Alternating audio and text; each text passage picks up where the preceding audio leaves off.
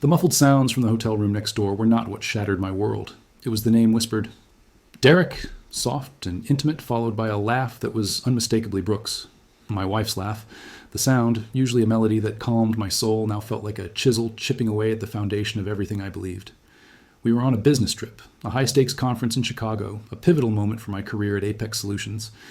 I was Ethan Vance, 32 years old, a senior project manager with a meticulously planned future that included Brooke, my college sweetheart, and a clear path to the executive suite. That path, I had always believed, was being paved by Derek James, my boss, my mentor, the man whose trust I valued almost as much as my marriage. Derek James, the executive vice president of our division, a charismatic leader who had taken me under his wing from the moment I joined Apex 5 years ago. He'd championed my promotions, sung my praises in every quarterly review, and often spoke of me as his successor. He was the kind of boss you looked up to, a family man with 2 kids, or so I thought. Brooke, my beautiful, vivacious Brooke, was supposed to be my anchor, my partner in navigating the treacherous waters of corporate ambition and personal life. We'd been married for 7 years, a solid, enviable partnership built on trust, shared dreams, and an unspoken understanding that we were always on the same team. She often accompanied me on these trips, a supportive presence, networking with other spouses, making my life easier, brighter. This trip, the annual industry summit, was no different, or so I had convinced myself. It was supposed to be a triumph, a stepping stone to my next big promotion, a celebration of our combined efforts. The stakes were high. A major deal was on the table, one that could elevate my standing within the company significantly. My focus had been entirely on the presentations, the networking, the subtle dance of corporate politics. Until now. I had stepped out of our room, 1407, to grab some ice, a mundane task that would forever mark the precise moment my reality fractured. Derek's room, 1409, was 2 doors down. The walls of this luxury hotel, designed to insulate its high-paying clientele from the outside world, proved tragically permeable to the sounds of my own undoing. I heard the murmur first, then the distinct cadence of their voices, too close, too familiar. My hand, holding the ice bucket, froze midair. It wasn't just the sound, it was the intimacy, the hushed tones, the unmistakable rhythm of 2 people who were far more than just colleagues or friends. A wave of nausea washed over me, so potent it made the opulent hallway spin. My heart hammered against my ribs, a frantic bird trapped in a cage. The air grew thin, the polished marble floor beneath my feet suddenly feeling unstable. My mind, usually a sharp instrument of logic and analysis, seized up. A cold dread seeped into my bones, replacing the warmth of the hotel's central heating. I stood there, a silent sentinel in the hallway, the ice bucket growing heavy, the cubes within it slowly melting, mirroring the dissolution of my world. I wanted to burst in, to demand answers, to unleash the primal scream that was building in my chest. The betrayal was a physical blow, a punch to the gut that stole my breath, leaving me gasping for air in the silent corridor. But something held me back. A strange, almost clinical detachment began to assert itself, a survival mechanism kicking in. I was observing, not reacting. My breath hitched, but I forced it into a steady rhythm. My eyes, usually expressive, became flat, unseeing, absorbing every detail of the polished corridor, the muted carpet, the framed artwork, anything to avoid the truth echoing from behind that closed door. The initial vulnerability, the raw pain, was quickly being compartmentalized, filed away for later. I retreated to my room, the ice bucket still empty. Brooke was in the bathroom, humming a tune I recognized from our wedding playlist. The irony was a bitter taste on my tongue, a metallic tang of deceit. I sat on the edge of the bed, the expensive mattress suddenly feeling like a slab of concrete. Every interaction, every shared glance, every casual touch between Brooke and Derek over the past few months replayed in my mind, now imbued with a sinister new meaning.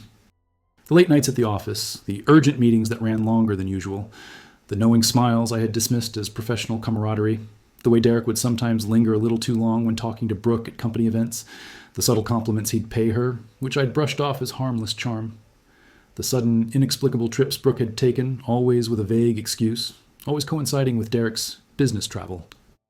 It was all there, a meticulously woven tapestry of deceit, threads pulled taut right under my unsuspecting nose. The pieces clicked into place with a horrifying, sickening clarity, forming a picture I wished I could unsee. The vulnerability was still there, a raw, gaping wound, but it was quickly being encased in a layer of ice. My thoughts, once chaotic, began to organize themselves with chilling precision. This wasn't just about betrayal, it was about power, about control, about a carefully constructed life being dismantled by those I trusted most. The emotional shock was profound, yes, but it was swiftly giving way to a cold, hard curiosity.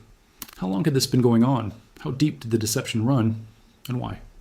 The questions burned, but they didn't consume me with rage.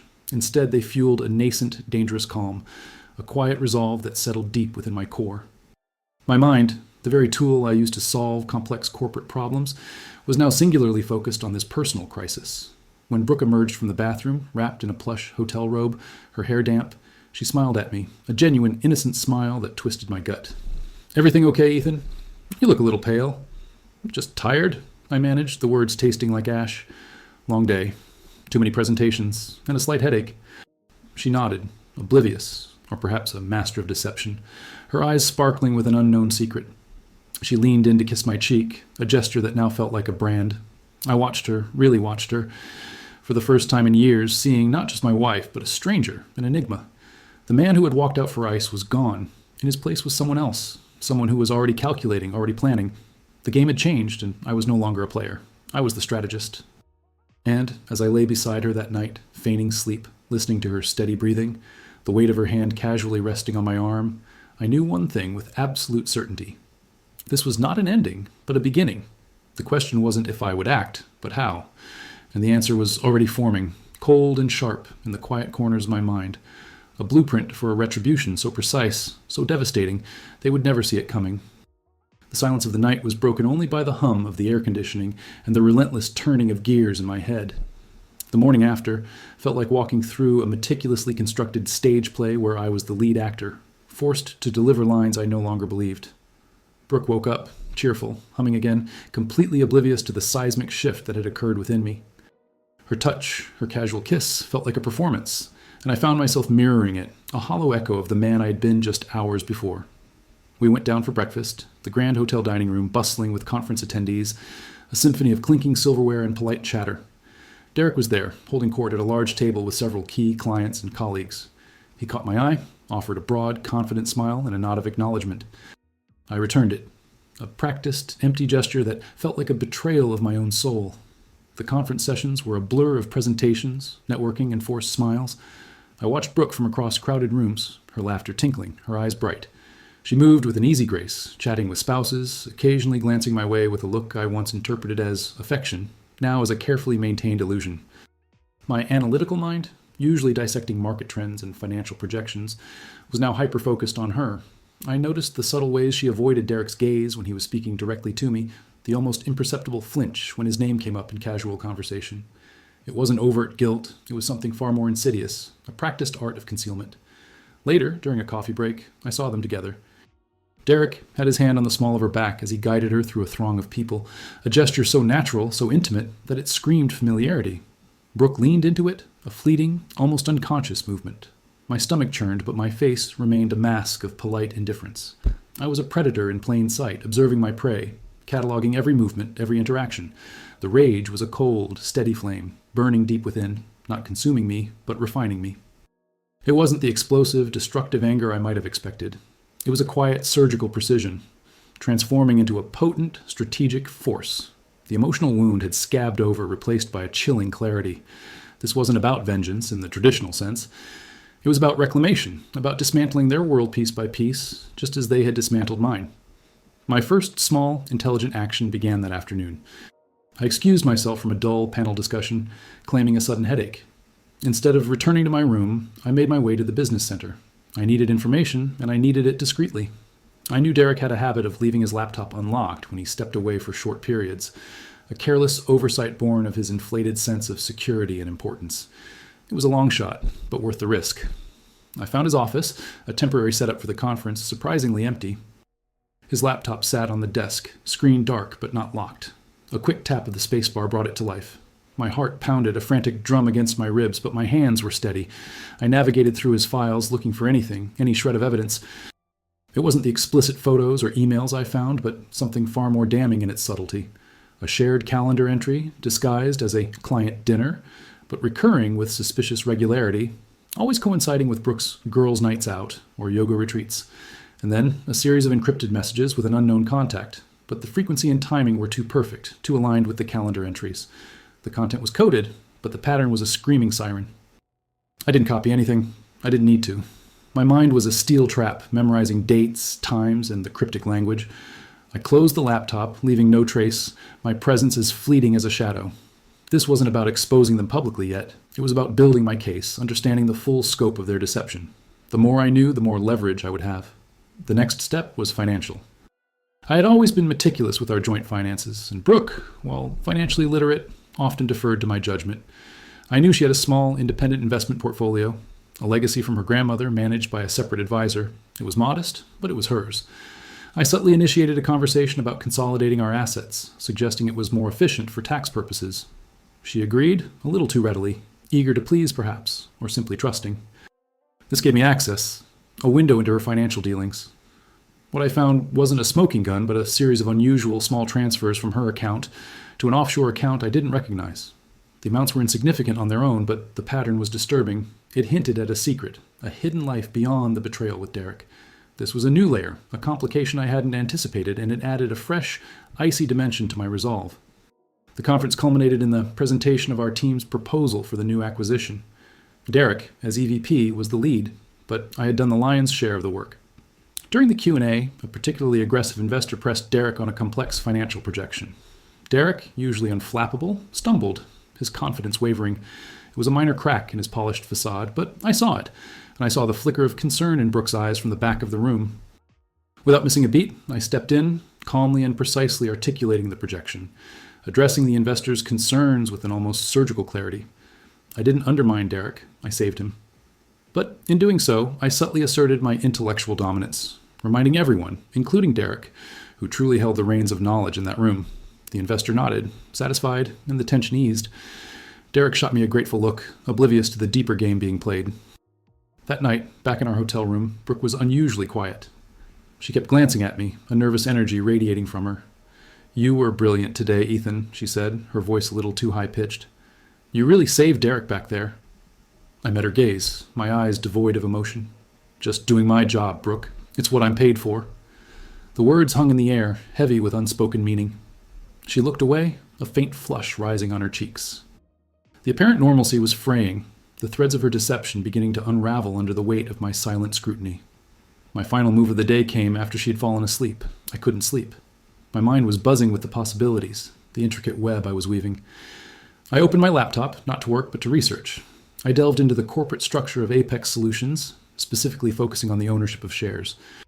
Derek, as a long-standing EVP, held a significant number of company shares, a substantial portion of his net worth tied to Apex. But I also knew that he had recently gone through a messy divorce, a detail he had kept quiet, but one I had picked up through casual office gossip. Divorces, especially high-asset ones, often created financial vulnerabilities. I cross-referenced this with public financial records, a tedious but necessary task, and then I found it.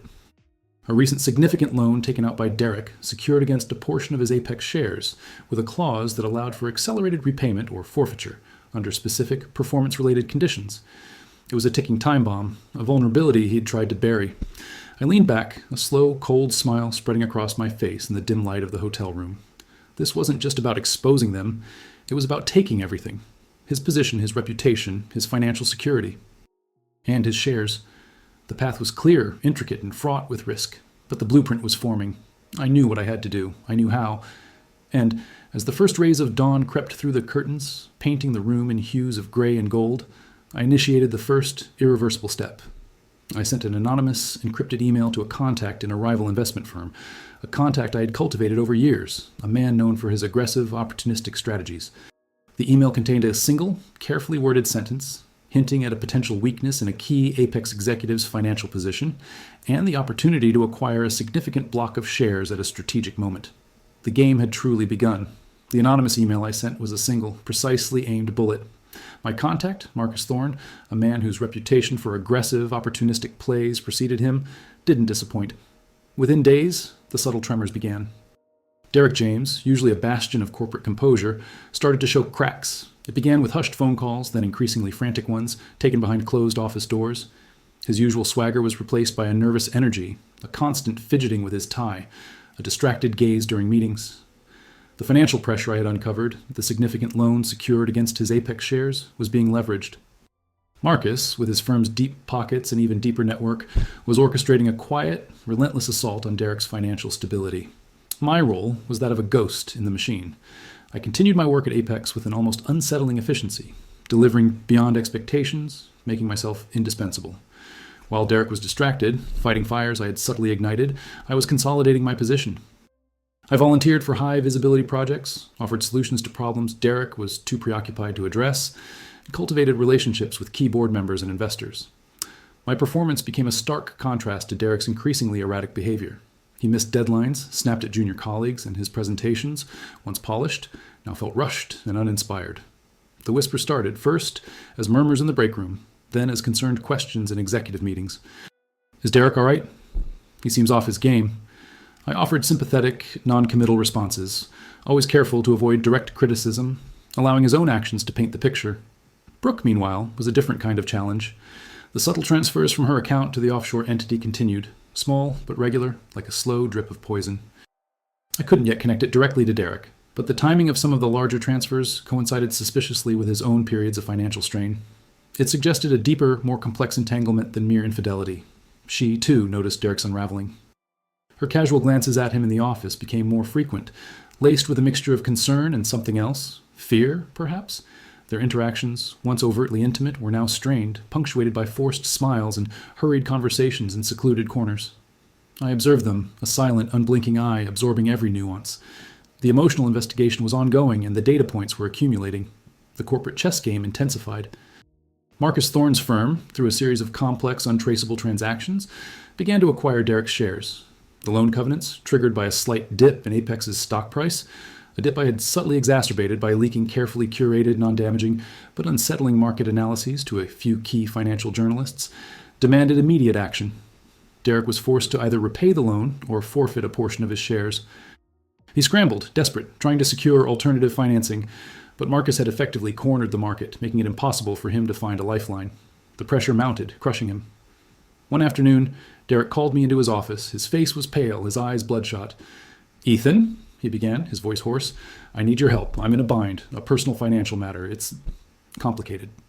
He tried to explain, vaguely referencing a bad investment, a divorce settlement, anything but the truth.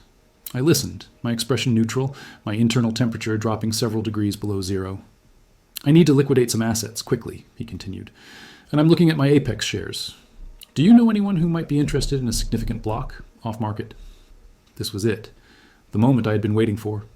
"I might," I said, my voice calm, almost detached. "I have a few contacts in the investment world. I can make some inquiries. No promises, of course." He looked at me with a flicker of hope, a desperate man clinging to a lifeline. "Thank you, Ethan. You don't know what this means." Oh, but I did. I knew exactly what it meant. I facilitated the sale, connecting him directly to Marcus Thorne's firm, ensuring the transaction was swift, clean, and utterly devastating for Derek. He sold his shares, a significant portion of his ownership in Apex, at a price that, while fair market value, was a fraction of what they would have been worth had he not been under duress. He thought he was solving a problem. He was merely completing my acquisition. The news of Derek's share sale spread through Apex like wildfire. It was a seismic event. A major EVP liquidating a substantial portion of his holdings was unprecedented. The board was concerned. The investors were rattled. And then, the next shoe dropped. Marcus Thorne's firm, now a significant shareholder, began to exert its influence. They demanded a board seat, citing concerns about leadership stability and strategic direction. They also, quite pointedly, suggested a restructuring of the executive team, starting with the executive vice president position. I watched Derek crumble. He tried to fight back, to rally support, but his credibility was gone, his focus shattered. He was a man adrift, caught in a storm he couldn't comprehend. Brooke, too, was visibly distressed. I saw her arguing with Derek in the hallway, their voices low and sharp. She looked terrified, her carefully constructed world collapsing around her.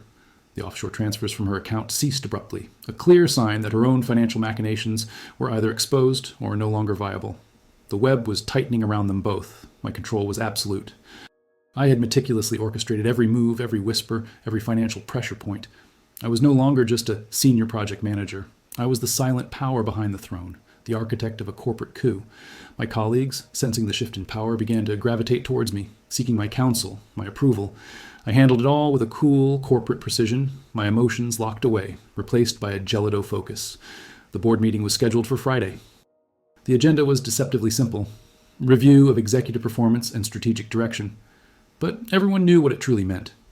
It was the day Derek James would be removed, and I, Ethan Vance, would be there, not as a spectator, but as the inevitable successor. I had received a discreet call from the chairman of the board, a man whose respect I had quietly earned over the past few weeks. He spoke of new leadership, of a fresh vision, of someone with a clear head and a steady hand. He spoke of me. That evening, I returned to my apartment. Brooke was already home, sitting on the couch, staring blankly at the television. She looked small, defeated. She didn't acknowledge my presence. I walked past her, into the kitchen, and poured myself a glass of water. The silence in the apartment was deafening, thick with unspoken truths. I felt nothing but a profound, chilling calm. The emotional justice I sought was within reach. The power was mine. As I stood by the window looking out at the city lights, I knew tomorrow would be the day the carefully constructed facade would shatter, the day the truth would be laid bare, the day Derek James would fall, and the day I would step into his office, not just as his replacement, but as the man who had orchestrated his downfall, a man forged in betrayal, refined by cold, calculated revenge. The stage was set, the players were in position, and the curtain was about to rise on the final act. The air in the boardroom was thick with unspoken tension, a palpable weight that pressed down on everyone present. Derek James sat at the head of the polished mahogany table, his usual bravado replaced by a nervous tremor in his hands. His eyes darted around the room, seeking allies, finding none. I sat opposite him, a silent observer, my expression unreadable, my presence a cold, unwavering anchor in the storm. The chairman, a stern man named Mr. Harrison, cleared his throat, his gaze sweeping over us all before settling on Derek. "Derek," Mr. Harrison began, his voice devoid of warmth, "we've received some concerning reports regarding your recent financial activities, specifically the liquidation of a substantial portion of your Apex shares." Derek launched into a rehearsed defense, a rambling explanation about personal investments, a difficult divorce, and a temporary liquidity issue. He spoke of his unwavering commitment to Apex, his years of service, his mentorship of rising talent. He even glanced at me, a desperate plea in his eyes, expecting me to corroborate his dedication. I met his gaze, but offered nothing, my silence a more potent weapon than any accusation. Then, the representative from Marcus Thorne's investment firm, a sharp-suited woman named Ms. Chen, spoke. Her words were precise, clinical, detailing the terms of Derek's loan, the accelerated repayment clause, and the subsequent acquisition of his shares by her firm. She highlighted the instability this created for Apex, the questions it raised about executive judgment, and the potential for a conflict of interest. Her presentation was a masterclass in corporate dismantling, each point a nail in Derek's coffin. The board members exchanged grim glances. The decision, it seemed, had already been made. Mr. Harrison delivered the final blow. "Derek, given the circumstances, the board has lost confidence in your ability to lead this division effectively. We regret to inform you that your employment with Apex Solutions is terminated, effective immediately." A collective gasp rippled through the room, quickly stifled. Derek's face drained of color, his jaw slack. He tried to protest, to argue, but his words were swallowed by the sudden deafening silence. He looked at me again, a raw, unadulterated hatred burning in his eyes. He didn't know how, but he knew I was behind it.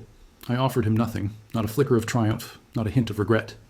Just a calm, cold stare. "Mr. Harrison then turned to me, a faint, almost imperceptible nod of approval. "Effective immediately, Ethan Vance will assume the role of Executive Vice President of this division. His exceptional performance, strategic vision, and unwavering dedication to Apex have made him the clear choice." I accepted the promotion with a quiet dignity, a brief, firm handshake with Mr. Harrison, and a nod to the board. There was no outward display of emotion, no triumphant smile. Inside, a profound sense of liberation washed over me. Not a joyous explosion, but a cold, steady release. The immense pressure that had coiled in my chest for weeks, the burden of betrayal and the meticulous planning of revenge, finally dissipated. It was a catharsis, yes, but one forged in ice, not fire. The justice was served, precise and absolute. Leaving the boardroom, I walked past Derek, who was now gathering his meager belongings from his office, his face a mask of humiliation and defeat. He didn't look up. I didn't look back. My phone buzzed. It was a text from Brooke. "I know what you did. It's over, Ethan." I read it, then deleted it without a second thought. The offshore accounts, I had discovered, were not just for her personal indulgences. They were linked to a small, illicit side venture she had been running, a petty fraud that would now inevitably unravel without Derek's protection or my unwitting financial support. Her world, too, was crumbling, not just from the affair, but from her own web of deceit. Weeks later, I sat in what was once Derek James's office, now mine. The panoramic view of the city stretched out before me, a vast, glittering tapestry of ambition and power. The corner office, once a symbol of his authority, was now a testament to my own. The air was different here, crisper, charged with a new kind of energy. My name was on the door. My decisions shaped the future of the division. I had achieved everything I had set out to do and more. My life had fundamentally changed. The man who had walked out for ice that night in Chicago was gone, replaced by someone sharper, colder, infinitely more discerning. The betrayal had stripped away my naivety, leaving behind a core of unyielding resolve. I was no longer just Ethan Vance, the ambitious manager. I was Ethan Vance, the architect of his own destiny, a man who understood the true cost of trust and the chilling satisfaction of calculated retribution. I picked up a framed photo from the desk, a picture of Derek with his family, his once confident smile now a ghost of the past. I placed it face down in a drawer. The past was a closed chapter. My gaze drifted back to the city skyline, distant and indifferent. A new beginning, yes, but one built on the ashes of what was, a silent monument to a lesson learned the hard way. The world was a complex, unforgiving place, and I had learned to play its game, not with emotion, but with an icy, precise hand. He thought he could betray me and get away with it. He was wrong.